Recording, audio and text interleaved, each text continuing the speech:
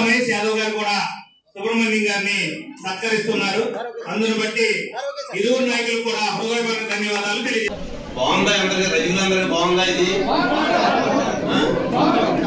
బాగుంది, చాలా బాగుంది. మీకు ఇచ్చిన వాగ్దానం అనేది నేనైతే నెరవేర్చా. ఉండండి, మీ అవసరాలు ఏమన్నా కూడా నా దగ్గర రండి, నేను చేస్తానండి. మన ఊరంటే అంత ప్రేమ, అంత పిచ్చ మన ఊరంటే. ముఖ్యంగా ఆ రోజు సుబ్రహ్మణ్యం గారు ఇచ్చినటువంటి వాగ్దానం మేరకు 14 లక్షలు ఖర్చు పెట్టి రజకులపేటలో విశ్రాంతి భవనం ఒక రకంగా మీ స్థాయిలో పెళ్లిళ్ళు జరపాలన్నా, శుభకార్యాలు జరపాలన్నా, ఏ ఇబ్బంది వచ్చినా, వాన వచ్చినా ఒక షెల్టర్ ఒక 100 మంది 200 మంది దెబ్బకు లేసే విధంగా మరి ఇక్కడ శాశ్వతంగా ఏర్పాటు చేసినటువంటి సుబ్రహ్మణ్యం గారికి ఈ నియోజకవర్గం తరఫున, ఈ గ్రామం తరఫున, మీ అందరి తరఫున కూడా ప్రత్యేకంగా ఆయనకి కృతజ్ఞతలు తెలియజేస్తా ఉన్నాం. కానీ అన్ని గ్రామాల్లో సుబ్రహ్మణ్యం గారు పుడితే ఈ గవర్నమెంట్ కి పెద్ద భారం కూడా ఉందని కూడా ఈ సందర్భంగా తెలియజేస్తా ఉన్నాం. మన ఎంపీ గారు కూడా మొట్టమొదటిసారి సుబ్రహ్మణ్యం గారు రిక్వెస్ట్ చేస్తే వెల్మపేటలో కూడా 20 లక్షల రూపాయలతో మరి కళ్యాణ మండపాన్ని పంచడానికి ఇవ్వడానికి ఎంపీ గారు కూడా అంగీకరించారు. ఎంపీ గారికి కూడా ప్రత్యేకంగా మన నియోజకవర్గం తరఫున మొట్టమొదటిసారి నేను తీసుకుని మరి జాతిపూడికి ఇచ్చినందుకు ఎంపీ గారికి, మధ్యలో ప్రయత్నం చేసిన సుబ్రహ్మణ్యం గారికి, అదేవిధంగా మన వెలంపేట నాయకులందరికీ కూడా మీ కోరిక, ఈయన ఉద్యమయ్య గారు, సుబ్రహ్మణ్యరావు గారు అయితే 45 లక్షలు అడుగుతారు. 45 లక్షలు మరి పెద్ద మనసుతో ఆయన ఇచ్చారు. ఇవాళ మీ గ్రామం రావడం ఎంతో సంతోషంగా ఉంది. ఇప్పుడు ఇక్కడ ఉండే వేదిక ఎమ్మెల్యే ప్రభాకర్ గారికి, అలాగే సుబ్రహ్మణ్యం గారికి, అలాగే ఇక్కడ ఉండే పెద్దలకి, అలాగే ప్రతి ఒక్కరికి పేరు పేరున ధన్యవాదాలు తెలుపుకున్నాను. ఇవాళ ఈ కమ్యూనిటీ హాల్ చూస్తే సుబ్రహ్మణ్యం గారిని అప్రిషియేట్ చేయాల్సిన అవసరం ఎంతైనా ఉంది. ఎందుకంటే చాలా నీట్గా మంచి టైల్స్ ప్లస్ నీట్గా తయారు చేశారు. ఇప్పుడే ఎమ్మెల్యే గారు చెప్పినట్లు దీన్ని మెయింటెనెన్స్ చేసుకుంటా దీన్ని కాపాడుకోవాల్సిన అవసరం గ్రామాల్లో ప్రతి ఒక్కరికి బాధ్యత ఉంది. కట్టడం వరకే ఆయన పని ఉంటుంది, కానీ అది అయిపోయినా కాపాడుకోవడం గ్రామాల్లో పైన ఉంటుంది. కంపల్సరీ దీన్ని బాగా కాపాడుకోండి. అలాగే సుబ్రహ్మణ్యం గారు, అలాగే ఎమ్మెల్యే గారు కూడా ఇక్కడ కమ్యూనిటీ హాల్, అదే కళ్యాణ మండపం కావాలని అడిగారు. అదే రకంగా 20 లక్షలు ఇవాళ శాంక్షన్ చేస్తున్నారు. అలాగే ఇవాళ మంచినీళ్ళు కాలువ ఏదుందో దాంట్లో డ్రైనేజ్ కలిసిపోయి అది విపరీతంగా ప్రాబ్లం లో ఉంది. అందుకని దాన్ని కూడా ఎన్నో ఏళ్ళ నుంచి దాన్ని ప్రాబ్లం లో ఉంది. ఇవాళ ఎమ్మెల్యే గారు మేము అందరం వెళ్ళి చూసేసి వచ్చాము. దాన్ని ఏదైనా జనశక్తిలో ఏమైనా చేయొచ్చేమో అని మా ప్రయత్నం కూడా చేస్తామని మీ అందరికి తెలుపు నాకు ఈ అవకాశం ఇచ్చిన ప్రతి ఒక్కరికి పేరు పేరు రావాలి.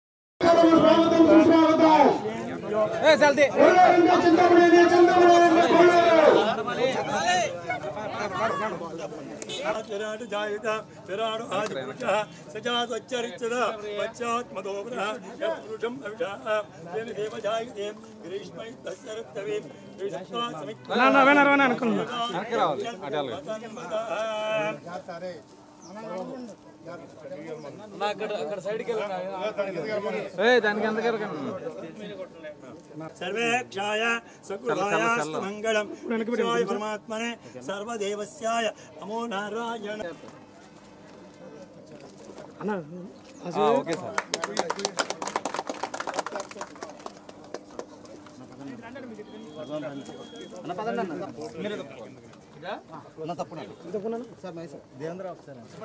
అంతే పైకి పైకి ముందు ఎలా ఇది రివర్స్ చేస్తారు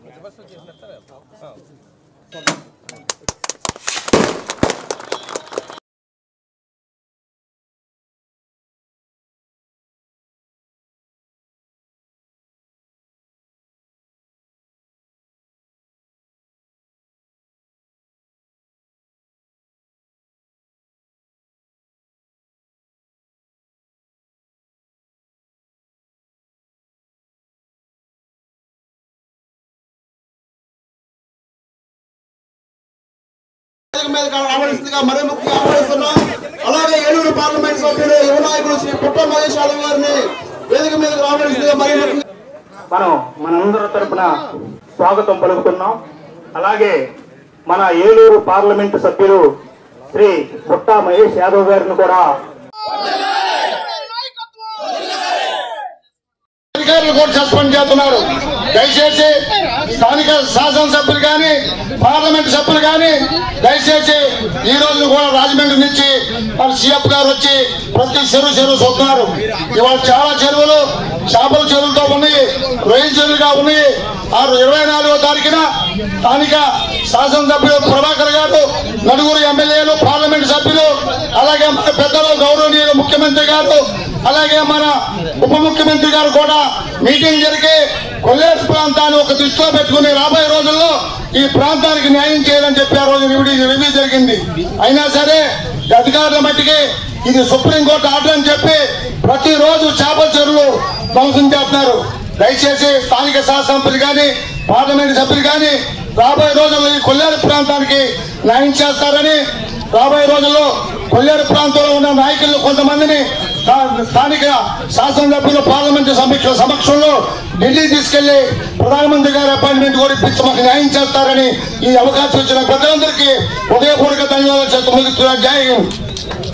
ఇదే ఫస్ట్ టైం మేము రావడం, అది కూడా దిందలూరులో ఇవాళ సబ్ స్టేషన్ 5 MVA నుంచి 8 MVAకి కన్వర్ట్ చేసి ఇంకా కొంచెం బెటర్, ఎప్పుడు కూడా అది షట్ డౌన్ అవుతుంటే దాన్ని మళ్ళీ బెటర్మెంట్ గా చేసి ఇవాళ దాన్ని మళ్ళీ ఎప్పుడు కూడా ప్రాబ్లం లేకుండా, మీకు కరెంట్కి ప్రాబ్లం లేకుండా చేసినందుకు ఈ గారికి కూడా అలాగే ఎమ్మెల్యే గారికి కూడా ధన్యవాదాలు తెలుపుకుంటున్నాను.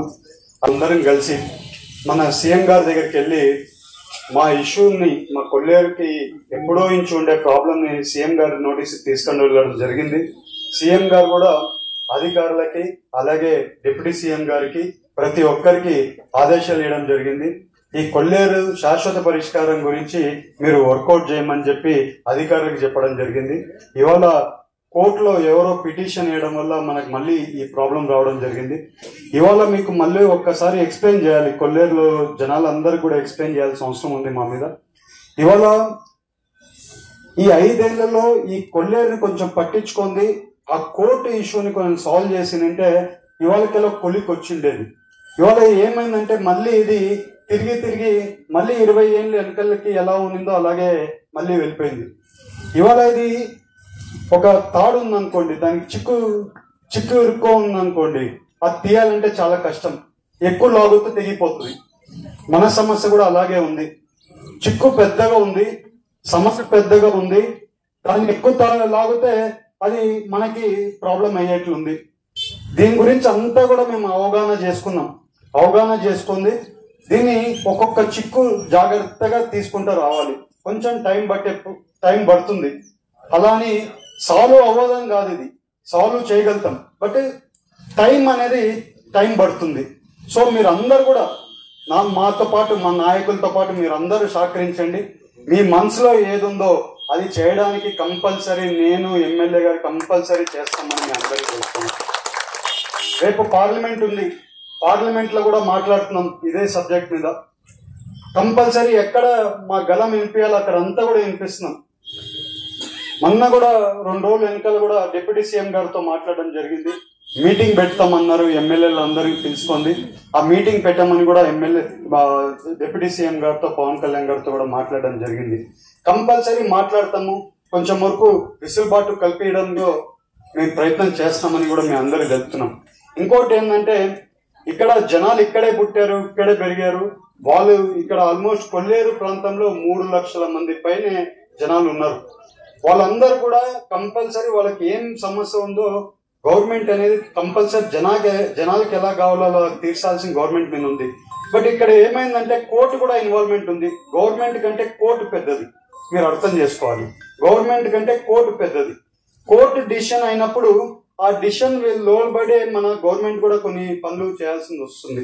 సో ఇవాళ 2 విషయాలు ఉన్నాయి దీంట్లో. ఒకటి కోర్టు ఇన్వాల్వ్మెంట్ ఉంది, మన గవర్నమెంట్ కూడా ఉంది. 2018లో మనము అసెంబ్లీలో తీర్మానం చేసాం దీన్ని సెంట్రల్కి పంపించి దీన్ని ఇది చేయాలని. దీన్ని చేయడానికి మార్గం ఎందుకు ఉందంటే మహారాష్ట్రలో తగ్గించి కుదించి చేసిన ముందు ఒక హిస్టరీ ఉంది. అదే హిస్టరీ ప్రకారంగా మనం కూడా చేయొచ్చు. గవర్నమెంట్ తరఫున అదొకటి పోవాల్సిన అవసరం ఉంది, కోర్టులో ఫైట్ చేయాల్సిన ఒక అవసరం ఉంది. ఈ 2 అవసరాలు బట్టి మనం ప్లానింగ్ చేసుకుంది ఒక్కొక్క చిక్కు తీసుకుంటూ వస్తున్నాం. ఇవాళ ఒక చిక్కు తీసి కోర్టులో మళ్ళీ రీపిటిషన్ వేయడానికి మేము అంతా కూడా వర్కౌట్ చేస్తాం. ఆ వర్కౌట్ చేసే వరకు ఆ కోర్టులో అది ఇది లేకుండా కూడా చేస్తామని మేము అందరికీ తెలుస్తున్నాం. కొంతమంది అధికారులు ఉన్నారు, ఎలా పడితే అలా చేస్తున్నారు అధికారులు. బట్ మనము మన ఇష్ట ప్రకారంగా వాళ్ళతో చేయడానికి లేదు కాబట్టి వాళ్ళకు కూడా కోర్టు ఆర్డర్లు ఉన్నాయి కాబట్టి వాళ్ళు కూడా వాళ్ళ సిస్టమ్స్ ఫాలో అవుతున్నారు. మనం కూడా ఇవాళ మీరు చూస్తే ఇప్పుడు డిఎఫ్ఓ గారు ఒక లెటర్ పంపించారు, ఎవరికి ఈ గారికి లెటర్ పంపించారు. ఈ గారు ఎమ్మెల్యే గారితో మాట్లాడారు, నాతో మాట్లాడారు. నేను చెప్పాను ఎవరు కూడా కరెంటు తీయడానికి ఇది లేదు, ఎన్ని నోటీసులు వచ్చినా ఏది వచ్చినా కూడా కరెంటు మాత్రం తీయడానికి లేదని క్లియర్ గా చెప్పేశారు. ఎమ్మెల్యే గారు కూడా చాలా స్ట్రిక్ట్ గా ఈ గారికి ఇక్కడ కరెంట్ అనేది కత్తిరించేది లేనే లేదు, ఎన్ని ఆర్డర్లు ఇస్తుంది ఇవ్వనివ్వనండి, బట్ ఆ జనాలకి ఏం కావాలో అదే చేస్తామని కూడా ఎమ్మెల్యే గారు కూడా క్లియర్ గా చెప్పారు. మేము మళ్ళీ చెప్తున్నాం, కంపల్సరీ మేమందరం కూడా మీకు ఏ మాట చెప్పామో ఎలక్షన్ ముందు శాశ్వత పరిష్కారం గురించి చెప్పాము, అదే రకంగా పనిచేస్తాము. అదే రకంగా ఈ చిక్కును విడదీయడానికి ఒక్కొక్కటే చేసుకుంటా రావాలి. పోయినసారి సత్యనారాయణ గారు కూడా ఢిల్లీ వచ్చినారు, ఆయనకు కూడా ఐడియా ఉంది కోర్టులో ఎలాంటి సమస్య ఉందో ఇది. ఇవన్నీ కూడా కొంచెం జాగ్రత్తగా చేసుకుంటా వెళ్తున్నామని మీ అందరికీ తెలుస్తూ ఆధ్వర్యంలో సుబ్రహ్మణ్యం గారి యొక్క స్పాన్సర్ తో వాటర్ ప్లాంట్ ఓపెన్ చేసాం. అదే జాలిపూడి గ్రామంలో రజకులపేటలో ఒక కళ్యాణ మండపాన్ని ప్రారంభోత్సవం చేసాం. నెక్స్ట్ జన్ ఆధ్వర్యంలోనే చాటపర్రు పంచాయతీ తిమ్మారాగూడెంలో ఒక వాటర్ ప్లాంట్ ఇవ్వడం జరిగింది. అదేవిధంగా గుడివేకలంకలో 8 ME పవర్ ట్రాన్స్ఫార్మర్ని మన సబ్ స్టేషన్లో ఈరోజు ఎంపీ గారి చేతుల మీద ప్రారంభించడం జరిగింది. ఈ కార్యక్రమంలో పాల్గొన్నటువంటి కొల్లేరు ప్రజానీకానికి ఒకటే ఈ కూటమి ప్రభుత్వం తరఫున చెప్పదలుచుకున్నాం, మీరెవరూ కూడా ఆందోళనలో ఉండొద్దు. కేంద్ర ప్రభుత్వం అయినా రాష్ట్ర ప్రభుత్వం అయినా సుప్రీంకోర్టు ఉత్తర్వులైనా పేద బడుగు బలహీన వర్గాలు ఎవరైతే కొల్లేరుని నమ్ముకున్నటువంటి ప్రాంతంలో ఉన్నటువంటి ప్రజలు ఉన్నారో వాళ్ళకి అన్యాయం జరగడానికి ఏ వ్యవస్థ కూడా ఒప్పుకోదని మేము భావిస్తా ఉన్నాం. మీరు ఎవరూ కూడా ఆందోళన చెందొద్దు, మీకు మేము అండగా ఉంటాము, మీ తరఫున ఉంటామని చెప్పి మరొక్కసారి స్పష్టంగా మీ కొల్లేరు ప్రజానీకానికి అందరికీ కూడా తెలియజేయడం జరుగుతుందని చెప్పి కూడా